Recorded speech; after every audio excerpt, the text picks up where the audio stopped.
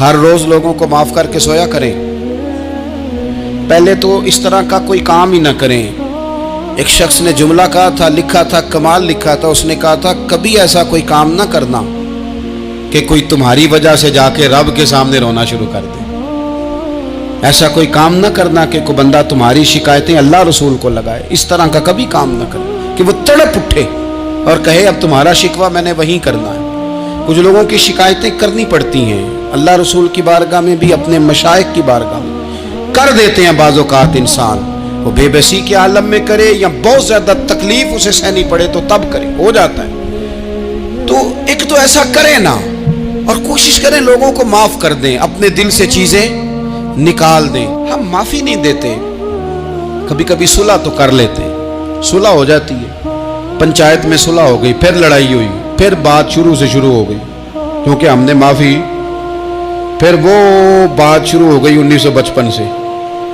تو وہ بھی آکھیا سی، تو اے بھی کیتا سی، وہ بننے والی گل یاد ہی، او بس کر یار، کچھ بھولے بھی تو. بچے پتہ کیوں خوش رہتے ہیں؟ آپ کو پتہ ہے بچے کیوں خوش رہتے ہیں؟ بچوں کو بات بھول جاتی ہے.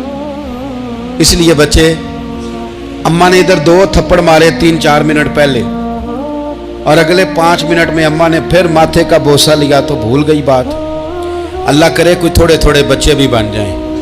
یہ جو بہتے سیانے ہیں نا، ان کا بھی اللہ ہی حافظ ہے. عقل زیادہ آ گئی ہے نا.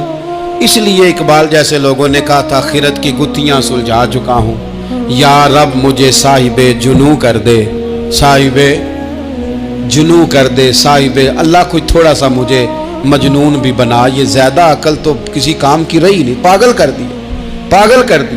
بہت سارے لوگ ایسے زیادہ سمجھدار ہوتے ہیں، لہذا معافی دینے کو تیار ہے. معافی دیں. جب کوئی معافی کا مطالبہ کرے تو اسے معافی. سب سے مشکل کام ہوتا ہے لمبی لسٹ والے دشمن کو معاف کرنا. لسٹ جس کی لمبی ہو نا غلطیوں کی، ایک آدھ غلطی تو معافی ہو جاتی ہے.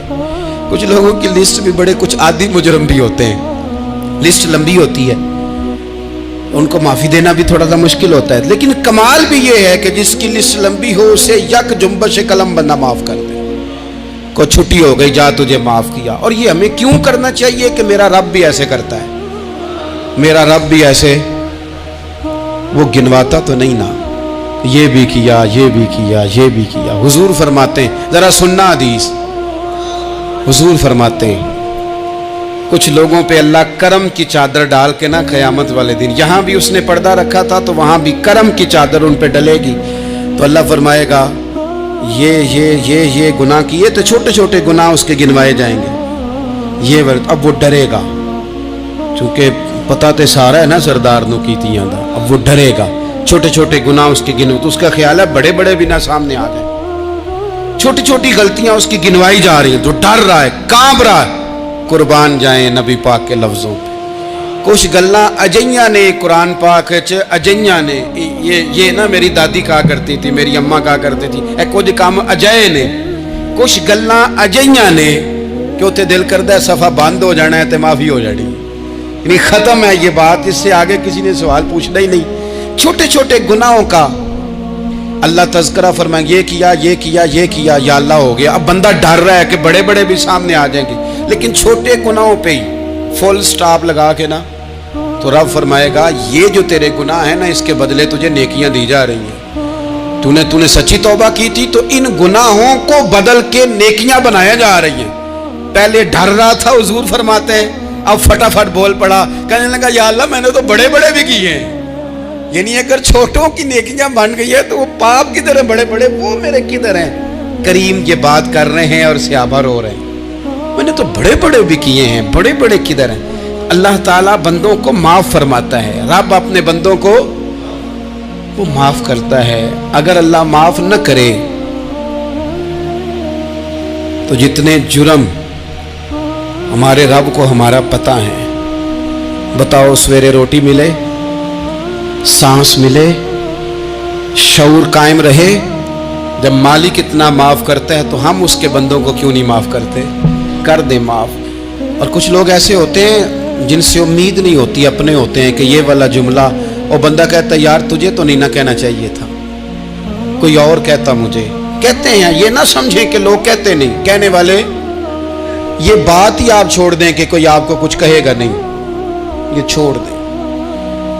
مخلوق تو اس طرح کی بات ڈھونڈ کے لاتی ہے کہ انسان پریشان ہو جاتا ہے کہ یار میں یہ کر سکتا تھا، میں نے کیا نہیں، اور جو میں نے کیا نہیں وہ تو نے میرے کھاتے ڈال دیا ہے۔ دو لوگ بیٹھے تھے نا حرم مکہ میں، ایک صاحب کہہ رہے تھے کہ میرے اوپر بدر میں جو قتل ہو گئے کفار، ان کا ذکر چل رہا تھا، تو دونوں گفتگو کر رہے تھے بدر میں ہمارے اتنے لوگ مسلمانوں نے مار دیے۔ تو ایک ان میں کہنے لگے کہ اگر میرے اوپر قرض نہ ہوتا اور میرے چھوٹے چھوٹے بچے نہ ہوتے تو میں تو تلوار لے کے جاتا اور مدینہ شریف جا کے معاذ اللہ بدلہ لے آتا۔ دوسرا کہنے لگا میں دیتا ہوں نا تیرے بچوں کا خرچہ بھی اور میں تیرا قرضہ بھی اتارتا ہوں، تو جا۔ اس نے کہا پکی بات ہے؟ کہا ہاں، قرضہ بھی میں اتار دوں گا، تیرے بچوں کا خرچ بھی اٹھاؤں گا، تو جا۔ اس نے خنجر تیار کیا، تلوار تیار کی، گھوڑے پہ بیٹھا، گلے میں وہ تلوار اس نے اپنے ڈالی اور مدینہ شریف آ گیا۔ اتفاق کی بات یہ کہ ملاقات حضرت عمر سے ہوئی۔ جناب عمر کہنے لگے مجھے تیری نیت ٹھیک نہیں لگتی۔ پکڑا کدھر آئے ہو؟ کہنے لگا میں تو بدر کے قیدیوں کے بارے میں بات کرنے آئے۔ فرمایا تلوار لے کے چل تجھے حضور کے پاس لے کے جاتا ہوں۔ نبی کریم کی بارگاہ میں لے گئے تو حضور فرمانے لگے کیسے آئے ہو؟ کیسے آنا ہوا؟ کہنے لگے جی میں تو بدر کے جو قیدی آپ کے پاس ہیں ان کی بات کرنے آیا تھا۔ تو حضور فرمانے لگے چل پھر باقی کی میں سناؤں۔ خیال آیا مسلمان نیک و بد پہچان جاتے ہیں، محمد آدمی کے دل کی باتیں جان جاتے ہیں صلی اللہ تعالی علیہ وسلم۔ فرمایا میں سناؤں؟ حضور کیا؟ فرمایا تم اور فلاں بن فلاں وہاں بیٹھے ہوئے تھے نا حرم مکہ میں فلاں پہاڑ کے ساتھ ٹیک لگا کے، اور تم نے یہ کہا تھا نا کہ قرضہ نہ ہوتا، بچے چھوٹے نہ ہوتے تو بدر کے مقتولین کا میں بدلہ لیتا۔ یہ سارا کچھ طے کر کے پھر آئے ہو تلوار لے کے، اور یہاں کہتے ہو میں قیدیوں کے بارے میں بات کرنے آیا تھا۔ اس کے تو پسینے چھوٹ گئے، وہ تو بے حال ہو گیا۔ اس نے کہا اس کا تو سوائے اس کے اور میرے کسی کو نہیں پتا، اور اگر آپ کو پتا چل گیا ہے تو پھر آپ اللہ کے سچے رسول ہیں۔ تو حضور اگر آپ کو پتا چل گیا ہے کہ میں قتل کرنے کے ارادے سے آیا ہوں، میں معاذ اللہ بدلہ لینے آیا ہوں، اللہ کرے آپ کو سمجھ آئے میری بات کی۔ یعنی ایک تو یہ ہے کہ بندہ وہ پکڑا گیا ہے، اور ایک یہ کہ کسی کو پتا چل گیا ہے کہ یہ اس کام آیا ہے۔ پھر لوگ جب معافی دیتے ہیں تو بڑی کہانیاں سنا کے دیتے ہیں، ایسے نہیں دیتے۔ حضور اب آپ کو پتا چل گیا ہے تو کیا کریں گے؟ تو حضور فرمانے لگے تو بتانا تیرے ساتھ کیا کریں۔ اس نے کہا کہ میں نے سنا ہے آپ معاف بڑا کر دیتے ہیں۔ یعنی یہ گھر سے کوئی پیار کرنے نہیں آیا، پھولوں کا گلدستہ لے کے نہیں آیا، تلوار لے کے آیا، لیکن یہ میرے محبوب کا حوصلہ ہے، اور آیا بھی عین مسلمانوں کے بیچ ہے، جو چاہیں اس کے ساتھ کر سکتے ہیں۔ اس نے کہا معاف کر دے، تو حضور نے فرمایا جا میں نے معاف کیا۔ حضور نے معاف کیا۔ وہ کہتا حضور معاف کر رہے تھے اور رب میرے دل میں ایمان کو تازگی عطا فرما رہا تھا۔ حضور نے معاف کیا اور میں نے کلمہ پڑھنا شروع کر دیا۔ ایسے لوگ سامنے کھڑے ہو گئے فتح مکہ کے دن کہ جن کے چہروں سے ان کی زیادتیاں عیاں ہو رہی تھیں، ان کے ظلم چھلک رہے تھے چہروں سے۔ حضور کے سامنے کھڑے ہیں، کانٹے بچھانے والے بھی، روڑے مارنے والے بھی، گلے میں رسیاں ڈال سارے کھڑے ہیں۔ حضور نے فرمایا بتاؤ تمہارے ساتھ کیا سلوک کروں؟ انہوں نے کہا آپ کریم ہیں۔ تو حضور نے پتہ کیا کہا؟ قرآن پاک میں ایک سورہ یوسف ہے، کچھ لوگوں کو لفظ یہ قصہ بھی بڑا برا لگتا ہے، تو اللہ فرماتے ہیں نحن نقص علیک احسن القصص، محبوب ہم آپ کو ایک سونا قصہ سنانے لگے۔ اس کو اللہ نے قصہ کہا، سونا قصہ، سورہ یوسف کو۔ تو سورہ یوسف کیا ہے بھلا؟ ذرا انداز دیکھیے سورہ یوسف کا۔ پہلے حضرت یوسف لاڈلے ہیں باپ کے، لاڈلے، پھر اسی جناب یوسف کے منہ پہ تماچے ہیں، پھر وہی جناب یوسف کنویں میں ہیں، پھر کنویں سے بچ گئے۔ کنویں میں گرا بھی بندہ کبھی بچتا ہے، بچ گئے، اللہ کی شان ہو تو بچ جاتا ہے، بچ گئے۔ فرماتے ہیں میں نے سمجھا بچ گیا ہوں، جب بچ گیا تو بڑی تکلیف ہوئی۔ بھائیوں نے کہا ہمارا غلام ہے، ہم نے بیچنا ہے۔ سگے بھائیوں نے بیچا، جو باپ کی طرف سے سگے تھے بیچا، فرماتے ہیں میں بکا، اب بڑا پریشان تھا کہ یار کبھی آپ غور کریں نا کسی کا ریٹ لگ جائے. فرماتے ہیں اب بڑا پریشان تھا، اور جب میں مصر میں گیا تو میں کونے میں کھڑا ہوں اور لوگ مجھے خرید رہے ہیں. محبت میں یہ قصہ سنانا تو آسان ہے کہ بی بی اٹی لے کے آ گئی تھی، پر جو بیکرا ہے اس کا بھی تو حال دیکھو نا کیا ہے، اس کا ریٹ لگ رہا ہے. یہ بھی تو بڑی. اور جناب یوسف کہتے ہیں پھر عزیز مصر نے خرید لیا تو بادشاہ کے گھر گیا تو کچھ سکھ کا سانس آیا. یہ حضرت یوسف ہیں، یہ لاڈلے ہیں. فرماتے ہیں سکھ کا سانس لیا ہی تھا کہ جناب زلیخا نے الزام لگایا، اور وہ غلطی معاذ اللہ جس کا تصور بھی نہیں، اس کی پاداش میں سالوں جیل کاٹا. لیکن خدا کی حکمت ہے نا، اللہ کا کرم ہے نا، جس ملک کے وہ قیدی تھے رب نے اسی ملک کا حکمران بھی بنا دیا. یہ اللہ کی حکمت ہے نا، تقاضے ہیں نا. صبح کے تخت نشین شام کے مجرم ٹھہرے، ہم نے پل بھر میں نصیبوں کو بدلتے دیکھا. وہ جو چاہے جب چاہے کر دے. تو جب وہی بھائی مجبور ہو کر سوالی بن کر سامنے آئے ہیں، پتہ کیا ہوتا ہے، بندہ معاف کر دیتا ہے. بہت سارے لوگ معاف کرتے ہیں پر کہانیاں سنا کے، پتہ جے نا ادو کی آکھیا سا جے، پتہ جے نا ادو کی کیتا سا جے، پھر پتہ جے نا تسی اے بھی آندے سو. یہ ساری کہانیاں سنا کے. لیکن حضرت یوسف کے سامنے کھڑے ہو گئے. جناب یوسف نے بات چھیڑی کوئی نہیں، فرمایا تم سے بات ہی کوئی کرنی، جاؤ تمہیں سارا کچھ معاف کیا. اب جب یہ لوگ مکے والے حضور کے سامنے کھڑے، اس طرح معافی دینی چاہیے. یہ جب سامنے کھڑے ہوئے تو حضور نے فرمایا پتہ ہے تمہارے ساتھ کیا سلوک کرنے والا ہوں؟ کہا حضور نہیں. فرمایا وہی جو جناب یوسف نے بھائیوں کے ساتھ کیا تھا. پچھلا صفحہ پلٹنا ہی کوئی نہیں، جاؤ تمہیں معاف کیا، جاؤ تمہیں معاف کیا، جاؤ تمہیں معاف کیا. اور صرف معاف نہیں کیا، ساتھ عزت بھی دی. سب سے زیادہ مقابلے تو حضرت ابو سفیان نے کیے تھے نا، آخر تک وہ آئے تھے. آج وہ کلمہ پڑھ رہے ہیں، سردار ہیں، کلمہ پڑھ رہے ہیں. تو نبی پاک نے صرف معافی نہیں دی، عزت بھی دی. فرمایا جناب ابو سفیان چونکہ اب مسلمان ہو گئے ہیں، میں سب کو معاف کرتا ہوں. جو اپنا اندر سے دروازہ بند کر لے اسے بھی معاف کرتا ہوں، اور جو ابو سفیان کی حویلی میں آ جائے اسے بھی معاف کر دوں گا. تو ابو سفیان وہ کہتے میں حیران ہی ہو گیا کہ اتنی بڑی بات، معافی بھی دی اور ساتھ عزت بھی دی. تو آج جو سبق آپ کی خدمت میں میں نے عرض کیا ہے، اس کو آپ امید ہے یاد رکھیں گے. ایک تو یہ کہ معافی مانگ لیں. اگر کسی جگہ ہمارا معافی مانگنا، اگر ہم سمجھتے ہیں، ہمارا دل ضمیر گواہی دیتا ہے کہ مجھے معافی مانگنی چاہیے، تو معافی مانگیں. اور دوسرا پھر معافی دیں بھی، اور معافی دیں، سیاسی صلح نہ کریں. معافی دیں تو پھر واقعی دیں، دل سے دیں. اور آخری بات یہ کہ جس طرح ہم نے لوگوں سے معافی لینی ہے اور معافی دینی ہے، اسی طرح جہاں ہم سے شرعی قباحتیں ہوئی ہیں، اخلاقی کمزوریاں ہوئی ہیں، ایک بات تو اچھی طرح سمجھ لیں کہ نفل پڑھنے سے حقوق العباد نہیں معاف ہوتے، وہ بندے سے معافی مانگنے سے ہی ہوتے ہیں. ساری رات کو بندہ تسبیح پڑھے اور کہے کہ میں نے اماں کی نافرمانی کیا تو معافی ہو جائے گی، نہیں، وہ اماں ہی معاف کرے گی تو معافی ہوگی، وہ ابا ہی معاف کرے گا تو پھر ہی معافی ہوگی. میں پرسنلی بعض چیزوں کو نوٹ کرتا ہوں اور مجھے ان کا بڑا خیال رہتا ہے. میں محسوس کرتا ہوں کہ نہ چاہتے ہوئے بھی ہمارے رویے سے بعض لوگوں کو تکلیف ہوتی ہے، نہ چاہتے ہوئے.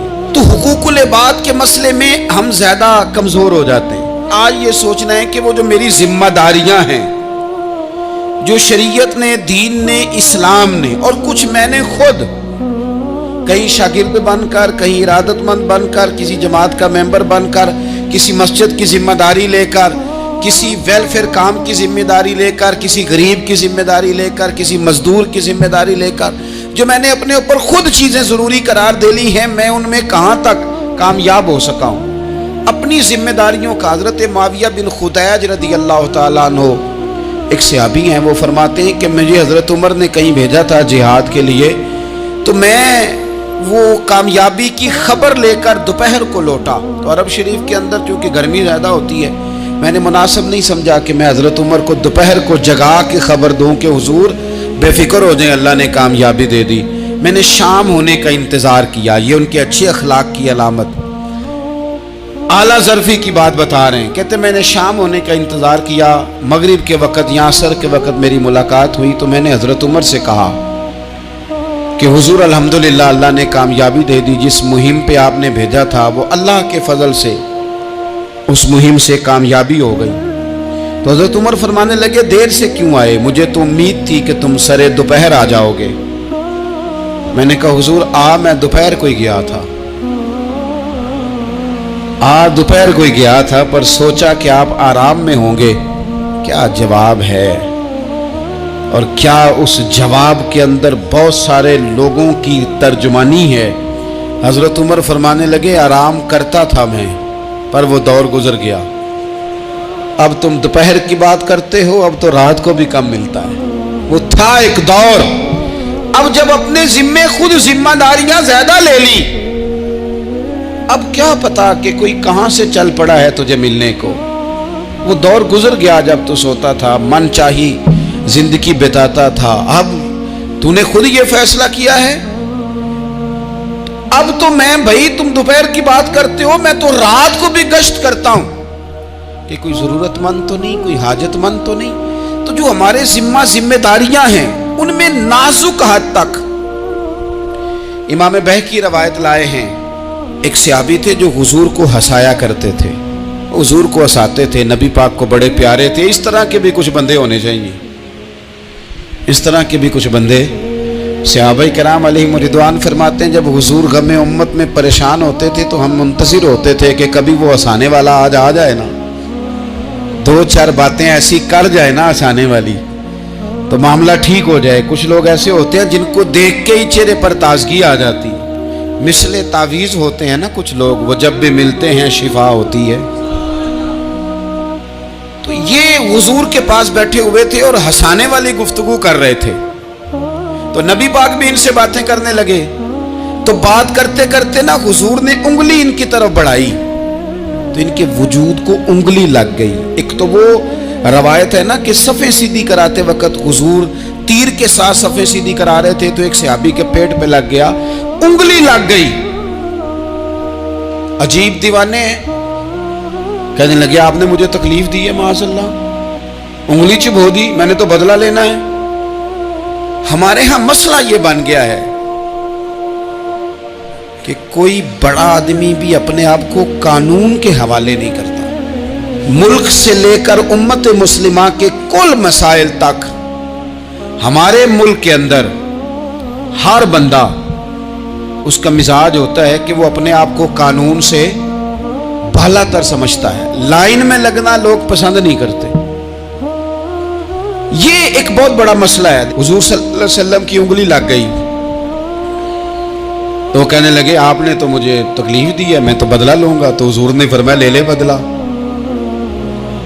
अपने आप को कानून के हवाले बड़ा आदमी जब करता है तो कानून की इज्जत बढ़ती है, कानून का वकार बढ़ता है, सोसाइटी के अंदर फिर ताकतवर कानून हो जाता है। लेकिन जब गरीब आदमी के लिए कानून और हो और अमीर के लिए कानून और हो, तो असल मामला तो कानून की बालादस्ती का है, आईन की पासदारी का है, उसूलों पे खड़े होने का है। तो नबी पाक सल्लल्लाहु ताला अलैहि वसल्लम से कहा कि मैं, हुजूर ने फरमाया ले लो बदला। ये हुकूकुल इबाद की नज़ाकत अर्ज कर रहा हूं, ले लो बदला। उन्होंने कहा जी पेट से कपड़ा हटाइए, तो हुजूर ने पेट से कपड़ा हटा दिया। तो बड़े दीवाने आदमी थे, उन्होंने उम्मत को बताना था कि कुछ इस तरह के रंग भी होते हैं मोहब्बत करने के लिए, उल्टी ही चाल चलते हैं दीवान गाने इश्क, आंखों को बंद करते हैं दीदार के लिए। इस तरह भी कभी कभी होता है। कपड़ा हुजूर ने हटाया तो उन्होंने नबी पाक के जिस्म नूर को चूमना शुरू कर दिया। कहने लगे दिन बड़े हो गए थे, मौका नहीं को बन रहा था, तो चलो ये एक मौका मिला है, हुजूर आपको किसी के साथ ज्यादती कर सकते हैं। तो मैं तो मौका तलाश कर रहा था, और मेरे भाई नमाज का भी मौका तलाश करते थे सहाबा, जिहाद का भी मौका ढूंढते थे, पर महबूब से मोहब्बत का भी मौका ढूंढते थे। कभी कभी ना मोहब्बत का भी तो मौका, निरे खुश्क नहीं ना हो जाना चाहिए। ना इल्मा विच फसा सानू, तू यार दी गल सुना सानू। उथे इल्म दा सिक्का नहीं चलदा जिथे इश्क हुरां दा डेरा है। तो कभी इधर भी हैं। हुकूकुल इबाद के मामले में नज़ाकत। और फिर जो आयत मैंने कुरान पाक की पढ़ी, एक तो ये है कि आप लोगों से माफ़ी ले, माफ़ी मांगे। हमारे यहाँ ना माफ़ी का मिजाज कबूल करें, जब कोई बंदा माफ़ी तलब करे तो माफ़ी, हमारे यहाँ माफ़ी मांगने का रिवाज मैं आप यकीन करें सिरे से है ही नहीं, बल्कि उल्टा लोग चढ़ाई कर जाते हैं, कहते हैं ओहो तुमने माफ़ी मांग ली है तो मामला ही ख़त्म हो गया। और जो आदमी, मैं बड़े ज़माने से कह रहा हूँ कि मेरे मुल्क में एक रिवाज बनता जा रहा है, जिसकी ज़ुबान जितनी ज़्यादा सख्त होती है उसका उरूज उतना ज़्यादा होता है। जो थोड़ा सा शराफत का मुजाहरा करे लोग उसे बुज़दिल समझ लेते हैं। अजीज़ भाइयों, अपनी ज़िंदगी में माफ़ी मांगने का मिजाज बनाएं। आप तलब करें कि यार मुझसे गलती हो गई, मैं इंसान हूँ। आप यकीन करें ढेर सारे लोग हैं जिनके ज़िम्मे ढेरों माफ़ियाँ हैं, लेकिन उनका मिजाज नहीं, उनकी तबीयत नहीं, उनका तकब्बुर आड़े आ गया है। और मेरे नबी पाक सल्लल्लाहु ताला अलैहि वसल्लम ने फरमाया था, यही बदला दे दो, किसी का देना है तो यही माफ़ी ले लो, यही। वरना फरमाया याद रखना क़यामत के दिन तो इस तरह होगा कि अगर सींग वाली बकरी ने बगैर सींग वाली बकरी को मारा होगा, उसे भी क़यामत में बदला देना पड़ेगा। यही माफ़ी तलाफी ले लो, यही। तो हमारे यहाँ मिजाज नहीं, मिजाज बनाए ना आप, माफ़ी का मिजाज बनाए। रस्मी वैसे माफ़ियाँ मांगते हैं, आज मैं जा रहा हूँ भाई अगर कोई हो गई तो माफ़ कर देना, ये तो रस्म है, तो बड़ी दुनिया अदा करती। आपको पता है कहाँ आपको माफ़ी लेनी है। तो जहाँ जहाँ इस तरह के मामलात हैं वहाँ आप क्लियर करें। सही बुखारी में हदीस है हज़रत अबू ज़र गिफ़ारी से, जब किसी ने कहा कि आपने उसी तरह के कपड़े खुद पहने हैं जिस तरह के आपके गुलाम ने पहने, ये क्या मामला है? तो फरमाने लगे, एलानिया खुद बताने लगे, फरमाने लगे मुझसे एक दफ़ा गलती हो गई थी, मैंने एक गुलाम को झिड़क दिया था, तो नबी पाक ने मुझे तंबीह फरमाई, तो मैंने उस गुलाम से माफ़ी भी मांगी, और उस दिन से लेकर आज तक मैं जिस तरह का खुद लिबास पहनता हूँ उसी तरह का अपने गुलाम को पहनाता हूँ। तो वो खुद बयान कर रहे हैं, वो लोग इजहार कर रहे हैं कि हमने यहाँ नबी पाक अलैहिस्सलाम के तंबीह करने पर हमने अपने गुलाम से, खादिम से या किसी गुलाम से माफ़ी मांगी। तो माफ़ी मांगने से बंदे का कद कभी छोटा होता है? मेरे नबी पाक अलैहिस्सलाम ने फरमाया जो माफ़ी मांग ले अल्लाह तो उसकी इज्जत में इजाफा कर दिया करता है। तो इसलिए एक तो जहाँ ये मामला है वहाँ, और दूसरी जो आयत मैंने तिलावत की उसमें अल्लाह कहता है कि गुस्सा पी भी जाओ, माफ़ी मांगो भी और माफ़ कर भी दो। वल काज़िमीनल गैज़ वल आफ़ीना अनिन नास, फरमाया वो लोग जो गुस्सा पी जाते हैं और लोगों से दरगुजर करते हैं, लोगों से दरगुजर करते हैं। वल्लाहु युहिब्बुल मुहसिनीन, अल्लाह इन एहसान करने वालों से मोहब्बत फरमाता है, इनसे अल्लाह प्यार करता है। तो रब फरमाता है जो गुस्सा पी जाते हैं वल आफ़ीना अनिन नास, और लोगों से दरगुजर करते हैं, एक तो माफ़ी मांगे और दूसरा माफ़ कर भी दे। अगर दिल में कोई बात हो तो माफ़, तो जो जहाँ शरीयत की मुखालफत की है वहाँ भी माफ़ी मांगे, अल्लाह के हुजूर गिड़गिड़ाएं, तौबा करें और तौबा बदल जाने वाली करें, तब्दील हो जाने वाली तौबा करें। माफ़ी मांग भी ले, माफ़ी दे भी दे। और आपसे ये भी गुजारिश करूँगा कि जहाँ अल्लाह रसूल की हमसे नाफरमानी हुई है वहाँ तन्हाई में 2 नफल पढ़ के, तन्हाई में अल्लाह ताला से भी माफ़ी के खास्तगार हों। याद रखें जब उसकी खुफिया तदबीर आ गई तो फिर माफ़ी का वक्त हो सकता है खुदा न करे हमें न मिल सके, तो अब वक्त है, खूब इस्तिग़फ़ार करें, खूब माफ़ी मांगें। अल्लाह ताला आपको और मुझे अमल की तौफ़ीक अता फ़रमाए।